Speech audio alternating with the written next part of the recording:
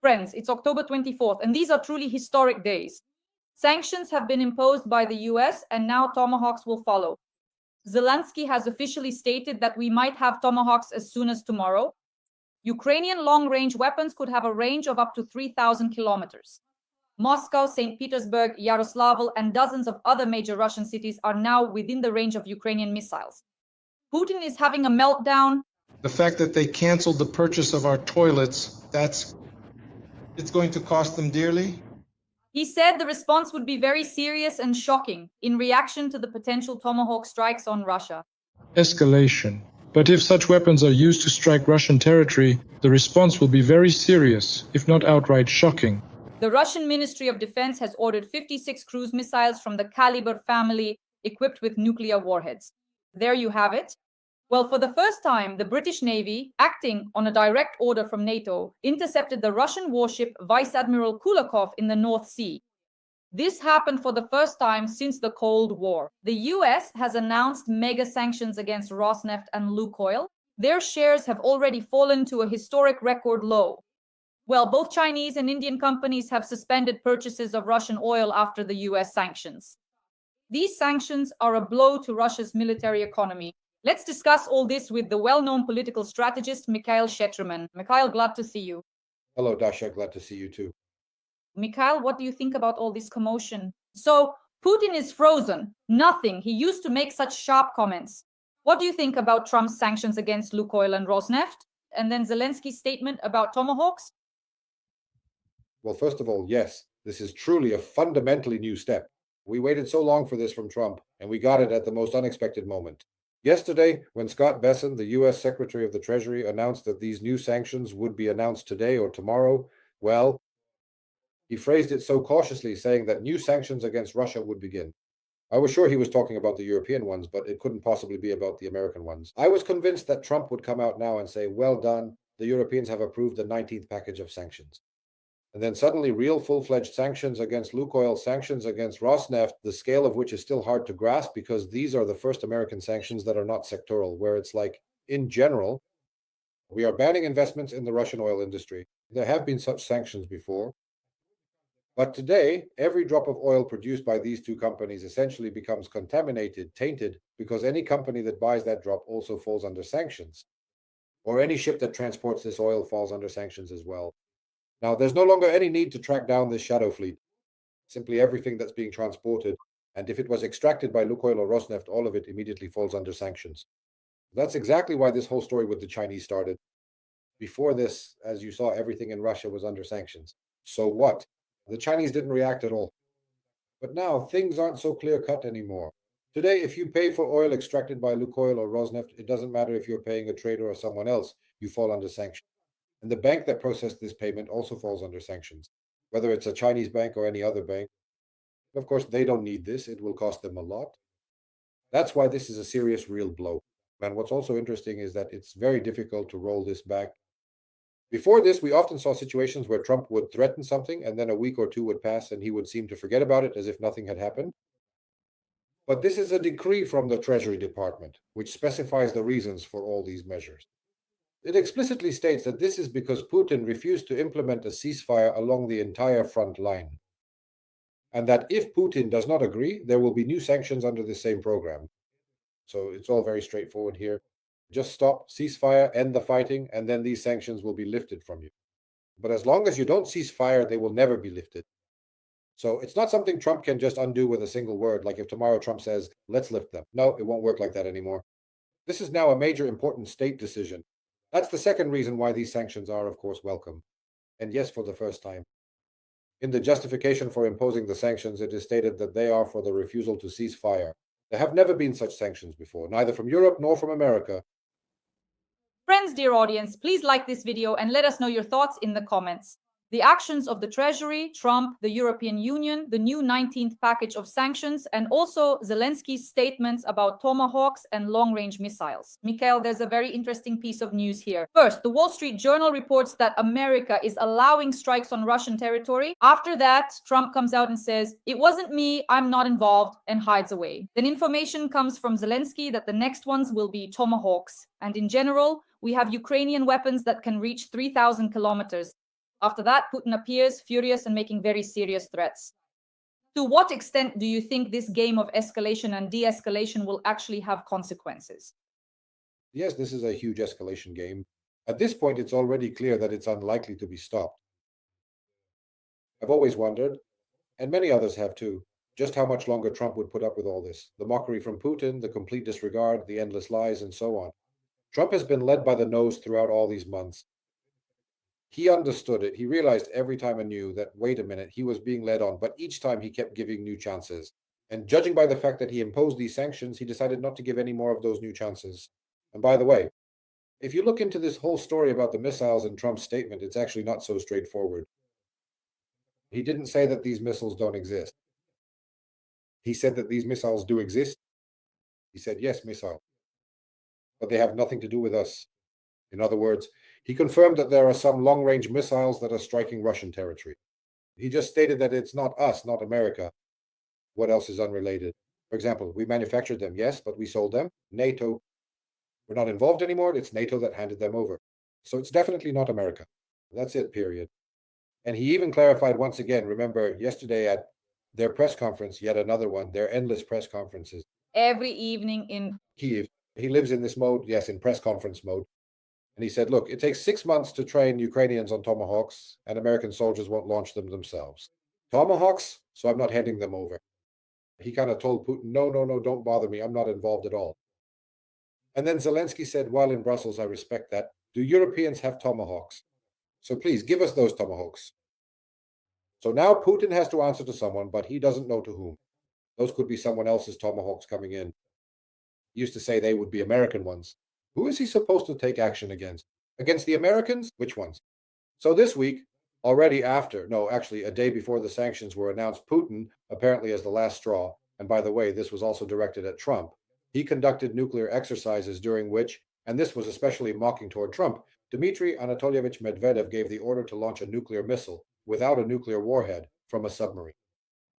So this is a direct response to Trump, who said, oh, Medvedev is acting tough with me, so now I'm sending submarines to the shores of Russia. And Medvedev responded like this. Then Trump responded with sanctions. And Medvedev responded again on his telegram saying, Trump, you scoundrel, you turned out to be just like the Europeans. You are our enemy. You are declaring war on us, and so on and so forth. So yes, this is a crazy escalation, and it's a deliberate raising of the stakes by America. And Europe has also grown bolder today and has introduced some very interesting sanction packages as well, very diverse and large scale. Now let's see if Europe will give another slap in the face. But the fact that the entire West has literally risen up against Putin right now, well, I don't know, even I. And I'm a very cautious person in this regard. When one of my viewers wrote to me in the chat, Mikhail, for some reason starting today, I believe there will be a ceasefire they'll push through. I thought, yes, I also am starting to believe that now, somehow. Well, it's clear that this is no longer a matter of years, but of months now, to push Putin out one way or another. Yes, I want to talk to you about China as well, but a bit later. First, I would like to talk specifically about the fuel crisis. It was reported that almost 90% of Russia's regions today, 85% to be exact, are experiencing this fuel crisis. And it turns out that as of today, from the Urals to the Moscow region and Leningrad region and the occupied Crimea, everything is at a standstill without gasoline. It's being distributed by ration cards. Today, Putin made a statement saying, oh, we don't care, we're not afraid, we're not freezing. In short, it doesn't matter to us. But is that really the case, in your opinion? Does it really not matter? This fuel and energy crisis that has gripped Russia today is a result of our attacks on the oil refineries. It's probably very difficult for all of us to monitor what's happening in Russia with this fuel crisis. There are conflicting reports among us, but there is one interesting fact that Russians cannot refute. It's about what happened, strangely enough, with Mongolia. Mongolia has been hit by a crazy fuel crisis. There's simply no fuel there. Cars are at a standstill, people are freezing, and so on. Because Mongolia is squeezed between two countries, the Russian Federation and China. And Mongolia used to get all its gasoline from Russia, but Russia has banned gasoline exports even to Mongolia. And now there's simply no gasoline left in Mongolia. And now they're looking for where to get it. This is, indirect evidence that if they've completely abandoned their Mongolian friends, it generally means that things aren't going well for them either. Just like at the end of the 1980s, when the Soviet Union completely abandoned Cuba, determined their fate, and famine struck both Cuba and North Korea. Because they themselves were left with nothing, as the Soviet comrades used to say. and could no longer help their satellites. Now, Russia can't help the Mongols, who are trying everything they can. At every Putin event, some Mongolian prime minister or president shows up. They keep bowing their heads internationally. Here, as we remember, and now they're freezing because of it. So I think that something similar must be happening in Russia as well. Yes, even officially, they're writing that the fuel crisis has gripped Siberia, the Far East, the occupied Crimea, and now they're introducing restrictions on gasoline sales. No more than 20 liters per person and only with coupons. And this is serious. From Kaliningrad to Vladivostok, gasoline is running out all over Russia. Mikhail, one more thing. There's a very interesting topic. This topic is a first. It concerns, I would say, the reaction of the naval forces of France, the United Kingdom, and the Netherlands, who, as far as we understand, for the first time detained a Russian military ship in the waters of the North Sea. This happened just recently, and everyone is reporting that basically nothing like this has ever happened before. And why is this happening right now? Is it connected to that submarine that was sinking off the coast of Britain? Well, right now, the British Navy, under a direct order from NATO, has for the first time intercepted the Russian warship Vityaz Admiral Kulakov in the North Sea. For the first time since the Cold War, the destroyer Duncan and the Wildcat helicopter stopped a Russian ship with support from the navies of France and the Netherlands. What do you think is behind such actions from NATO, which is usually so indecisive? But this is more likely related, of course, not to the submarine, which just surfaced belly up there because something broke inside it, but rather to Russian provocations along the entire northern border of Europe, attacks on the Baltic countries, on Scandinavia using aircraft that suddenly fly in using drones over Germany. And all of this taken together, I think, had the effect that NATO decided to act more decisively, because there was information that it was specifically from Russian ships that these drones are launched, the ones that disrupt airport operations. And these are, in fact, reciprocal measures. If you can do this, so can we. We will now start detaining your military ships. So this is simply another next stage in the ongoing war between Russia and Europe, which is also gradually taking on more and more the contours of reality. Yes, for some reason, the level of tension is rising, especially with these nuclear exercises directed toward the US. Of course, it's an impressive story. Mikhail, could you please tell us right now there's an oil refinery burning in Bratislava. This is the third one in Europe. It belongs to the Hungarian company MOL, which processes Russian oil delivered via the Druzhba pipeline. This is the third incident, the first and second ones. That was on October 20th. The oil refinery in Hungary, also owned by MOL. And it also processes oil from the Druzhba pipeline.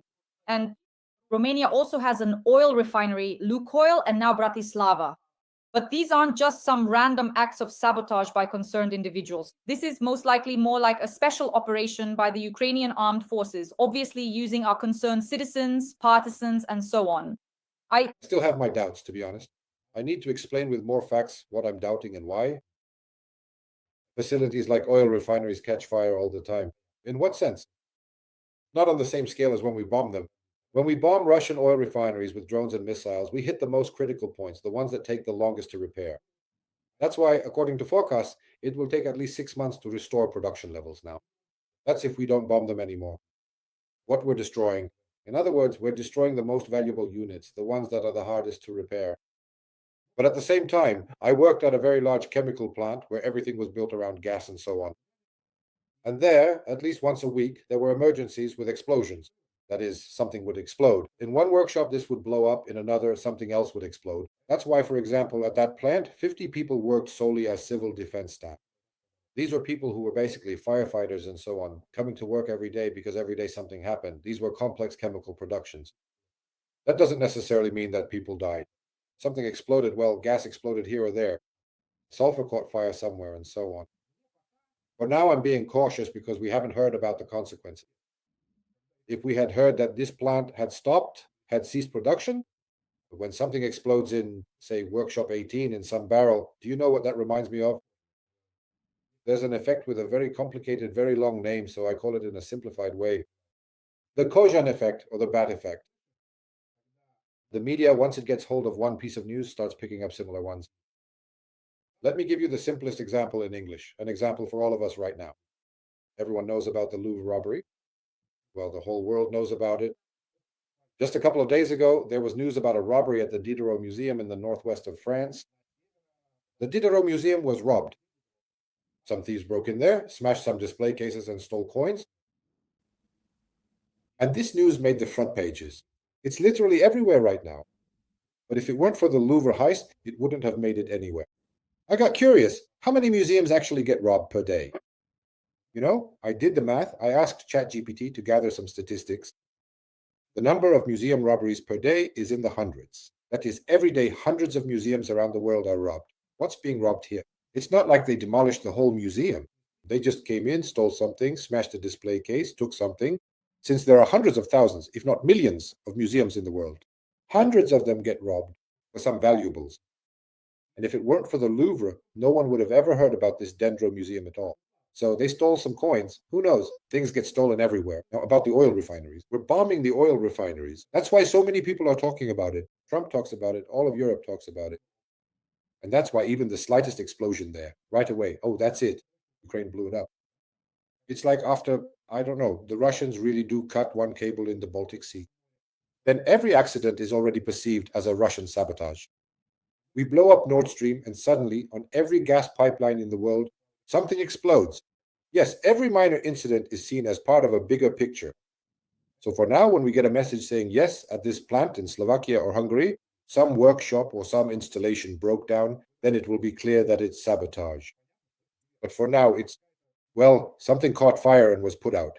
Honestly, to me, it all looks like we're the ones fanning the flames, making a big deal out of it ourselves. But following up on these events, I really like this. This statement, the head of the Polish Foreign Ministry suggested that the Ukrainian military officially disable, in other words, blow up the Druzhba oil pipeline.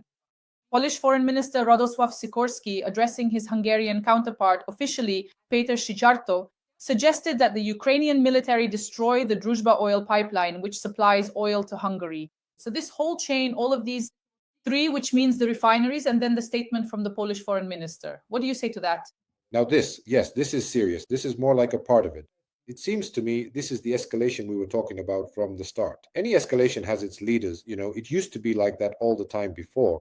The leader of escalation on the European side used to be the Lithuanian foreign minister Landsbergis, who made all sorts of bold statements, but since he is no longer the foreign minister, the initiator of all these moves has become Sikorski, a man who has been in Polish politics for a long time and has done a lot. In particular, he invented and established the Eastern Partnership Program, which includes Ukraine. And just look, for example, he said that Poland would forcibly land Putin's plane if Putin tried to fly over Poland on his way to Hungary. He was the one who brought Shaheds to the British Parliament. So this is his way of managing the situation. That's just how he is. There are such people, our passionate supporters and fierce opponents of the Russian regime, and Mr. Sikorski is one of them. Thank God we have someone like him. That's why he followed a logical thread. The thing is, Poland refused, as you know, to extradite to Germany the Ukrainian who blew up Nord Stream 2. Someone from the government stated something like, "We believe this was the right thing to do, that it was logical and done within the context of war, and why not?" Of course, when there's a war, you have to blow things up. Nord Stream 2. And Sikorski, as if continuing this line of thought, said, "Look, they blew it up, and you too, Comrade Magyar, why don't you blow up the Druzhba oil pipeline?" Especially since there is a fierce confrontation right now between Poland and Hungary. The point is that Hungary is now openly pro-Russian, and Poland is openly pro-Russian. That's why I think Sikorski made his statements within the context of this confrontation. Mikhail, we're approaching the topic of blackouts, which is very important in Russia, primarily because in the past and the year before last, I haven't heard of any blackouts in the Bryansk, Smolensk, or Belgorod regions of people, Russians, sitting without electricity, without heat, without water. And now, when I talk to military analysts, we discuss the Smolensk power plant, the Belgorod power plant, and those in the Bryansk region. Many experts, military people tell me, Dasha, all these power plants also supply Moscow. This is all the road to Moscow, and we're tightening the ring around Moscow by attacking the power plants. Next will be the power plants in Moscow itself, and that's our job. So the goal now is to create a certain sequence of blackouts. In your opinion, how successful is Ukraine at this today? Because just yesterday, the Smolensk power plant was under attack, and half the city and region were left without electricity. What will happen next? We are seeing some results even in the field of electricity. All of this since that's what was chosen. Secondly, we see that we're even striking there with missiles, and if I remember correctly, HIMARS have already been used. Yes, HIMARS were used to strike the Belgorod region. Then we saw those storm shadow strikes on the Bryansk region, and last night there was some kind of strike. No one knows with what, because it's 1,700 kilometers from Ukraine, a strike on the city of Kopeisk, where something hit. It was a plant just like the one in the Bryansk region, a factory for producing rocket fuel and gunpowder. And what exactly exploded there, and to what extent, we can't even imagine. Because if even the Russians were forced to officially acknowledge it, that's saying something. The head of the region stated that there were 12 killed, dozens missing, and there are also wounded. And images have appeared online showing the relatives of the workers from this military facility standing outside, waiting for them to finish their shift for more than a day now. They don't know anything and are trying at least to find out their fate. After all, we did shoot something there. It's hard to believe it was just a drone that came and caused all this. It turned out, fortunately, that we managed to destroy so many enemies. By the way, if anyone is watching and says these are civilians, no, they are not civilians. These are Workers at a military factory, and when they are at their workplace, they are just as legitimate a target as soldiers. So what's the difference if a serviceman goes home to sleep? He still remains a legitimate military target. That means he can be eliminated, even in his own bed, just like us generals when we go out. Remember the general in Moscow who left his house and he was blown up along with his driver? That's legal. But a worker in military production is not a combatant when he's at home, but he is when he's on shift, a legitimate combatant. So all of this is absolutely legal action by the Ukrainian army, the Ukrainian defense forces. I don't know whose action this is, ours or not. That's it. Yes, we see that somehow this whole program is working. But here you have to be I'm not knowledgeable enough in electrical engineering to say, it's like, so, and here we put these connectors here. I don't know how much further we can go. The main thing is that I don't know. Of course, it's about how much striking power we have left with drones, just with drones. In the city of Moscow, as we've already noticed, it's practically impossible to destroy the groups unfortunately because they've got everything packed with air defense over there. Really, in Moscow, you need tomahawks. Only with tomahawks can you get through, because tomahawks can bypass air defenses. Will they give them to us? I don't know. We'll have to ask Zelensky about that. Yes, or from Mr. Donald, the King of New York, Trump, as everyone calls him, Donnie, the King of New York. Mikhail, everyone is also talking about the railway collapses. Lately, we've been attacking the Leningrad region quite often, and I see that literally every, 10 to 12 days, trains are derailed, railway junctions are attacked in the Leningrad region, the Moscow region, military trains. So this so-called railway collapse is following the aviation collapse, and we're succeeding in that area as well. What do you think? Well, for now, there's very little known about this because, after all, let's be honest, an oil refinery burns brightly. It's immediately visible across the whole city, and the whole city sends us, well, it doesn't matter which city. Like yesterday, Samara sent us something. Before that, some other cities sent things too. I read the list yesterday, against whom the Americans imposed sanctions, subsidiaries of Lukoil, Rosneft. There are subsidiaries, and there's still a huge, huge list of them. And I already know all these names by heart, because these are the places we hit with drones, the refineries. You get to know them, they almost feel like family now. But it's obvious, when a refinery is on fire, just try putting it out. It's not like a regular road accident. For example, when was it? Maybe 2 or 3 weeks ago. In the Leningrad region near the village of Mishinskaya, I know this place very well. I've been there many times, worked there. Near the village of Mishinskaya, on a certain stretch, they definitely derailed a military train to be exact. And the Russian authorities immediately cordoned off the area, some special services or other. They immediately cut off mobile communications there completely, right in that section. Well, they cordoned off the area for about 10 kilometers or so. They cut off mobile communications. And not a single photo came out of there. No one got any. Because that can be localized. When an oil refinery is burning in the middle of a city, you can't do that. You'd have to shut down the whole city and cut off communications everywhere. But when it happens in the forest somewhere, well, this is Mishinskoye. In the middle of nowhere, there's the Lespromkos, Mishinsky, right in the middle of the Lespromkos. A train derailed there, and aside from the engineer, his assistant, and 2 mushroom pickers, no one could see it or take any pictures. If you really cordon off the area right away and shut down mobile communications, then that's it. We won't find out anything. That's why we know much, much less about this kind of thing. Moving on. As for the oil refinery, to repair it, we hit the primary oil processing unit. Oh, that means American and European sanctions are working, so you can't buy new equipment. So either you have to come up with something yourself, get some craftsmen to invent a solution, or somehow source spare parts from China or somewhere else. And all of that takes months. But when we blow up railway tracks, replacing the rails only takes hours. Just look at what's happening in Ukraine. When the Russians bomb our railways, if it's not the electrical network but the railway itself, then a few hours later, trains are running again. Well, basically, that's how we've learned to do it historically. During wartime, railways have always been bombed, but people have always known how to restore them. That's why it's the least spectacular. So it can be very effective, but it's the least spectacular, which is probably why we don't really know much about it, unless we're members of the Ukrainian Special Services ourselves. The well-known economist Igor Lipsis always tells me that if we attack railway hubs, it's one of the most effective strategies because these are Russia's arteries.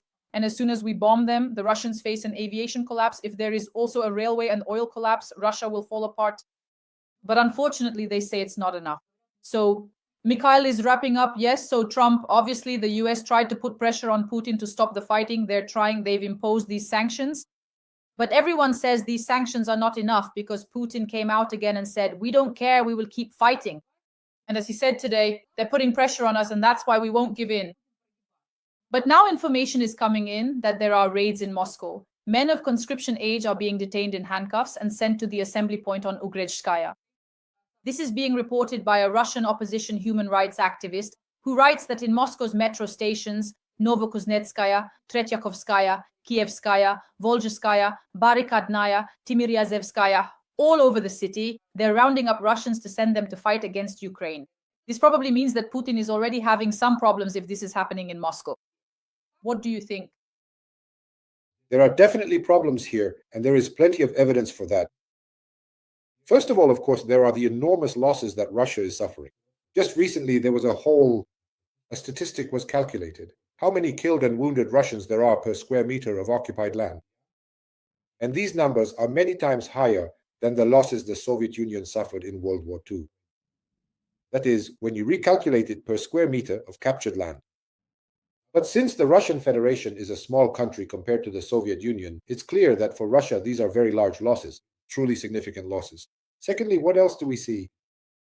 Previously, even a year ago, and especially in 2023, it became very apparent that the regions of the Russian Federation were paying huge bonuses for each person who volunteered to go to the front. These bonuses, as we remember, reached up to 7 million rubles. At that time, that was almost $100,000, just for signing the contract. Of course, depending on the exchange rate, it changed. The amount ranged from $70,000 to $100,000. That was in the most expensive regions, as they say. And in the cheapest regions, it was still 2 to 3 million rubles, which is about $30,000. In any case, a person received money for signing the contract. These amounts have been reduced several times over, and sometimes by an order of magnitude, 10 times less today. Because we know that the central budget of the Russian Federation has run out of money, there's a deficit and so on. But the local budgets have also run out of money. They have nowhere to get the money to pay, so that's why the flow has stopped. No more volunteers. In other words, not only have they thoroughly exhausted all their resources, but the money has also decreased. That's why now they are forced to simply round people up, to actually mobilize them. The mobilization order is still in effect. So Putin can keep posturing for a long time, saying he won't give in to pressure. But he already has. He already has. He was the one who called Trump. He called Trump? Last Thursday, a week ago. He called Trump. When? When he realized that, well, that's it. They're about to send tomahawks. That's it. A nightmare, a catastrophe. He surrendered. He crawled on his knees to beg Trump not to launch tomahawks, explaining why it wasn't beneficial, and so on. And Trump decided that he would crawl back again. He crawled, but not well. He didn't bring the right document in his teeth, the proposal. And this is obviously Trump's decision. This new pressure, this is, of course, Trump's personal decision, no one else's. For 2 months, Trump put pressure on Putin. Back then, there were no sanctions yet. He pressured him with these tomahawk threats through personal insults and humiliation directed at Putin. He did this every day. At every press conference, he would declare that Putin was a loser, a fool, crazy, didn't understand anything, and so on. And by completely ignoring anything Putin said, that is, no matter what Putin said, Trump wouldn't respond. Putin actually proposed signing a new strategic arms treaty or extending the existing one. No reaction at all. Lavrov would run in, saying, look, Putin made a proposal. Zero reaction, zero, just nothing. They didn't even invite him to the summit. Charles Malchief. They forbade Arab countries from traveling to Moscow. In other words, they just cancelled them as if they were simply cancelled. The Russian Federation, the Trump administration, each of them. So this was centralized. It wasn't just that Trump suddenly got the idea. He held a meeting and they decided to act this way. I think the situation will be exactly the same now. Now Putin will keep shouting, yes, we're not afraid of the big bad wolf, while America will continue to impose new sanctions and stick to its course, ignoring Putin until he comes with the right proposal that is being demanded from him. After all, they're not asking that much from him. Trump wants a ceasefire along the line.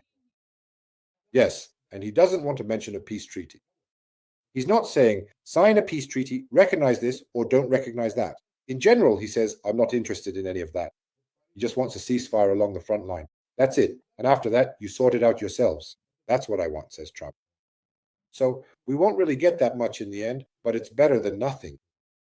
Mikhail, for the final question, I'll ask about China and India. So already, as soon as Trump made that Treasury Department statement about sanctions against Lukoil, Rosneft, and their subsidiaries, information immediately appeared that energy imports had been suspended.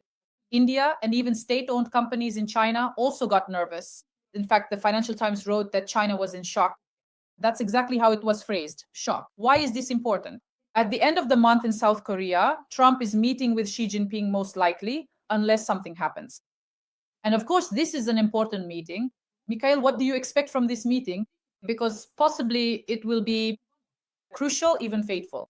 Oh, it's hard to say, because the plenary session of the Central Committee of the Chinese Communist Party has just ended, and we only have the official results. There's nothing unofficial that we know of. Has the power strengthened or weakened? They seem to be writing that it has strengthened, but I don't really know. There wasn't a coup, right? Which everyone was talking about. Yes, a lot of people didn't expect a coup. The question is whether his powers have increased or decreased, whether he has become stronger within the apparatus, so to speak, and so on. I don't think anyone expected a direct overthrow. And today, Trump knows this, unlike me. Well, whatever happened at that Flendovitz or whatever it's called. A lot will depend on that. But since for them, for the Chinese, war, after all, ours is not a central element of their policy at all. It's more of a side effect.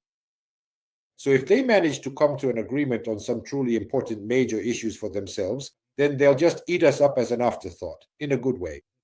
What I mean is, if they come to an agreement on their real trade issues, then as they're leaving, Trump will say to Xi, oh, by the way, let's end the war too. And Xi will say, well, of course, man, you know how it is.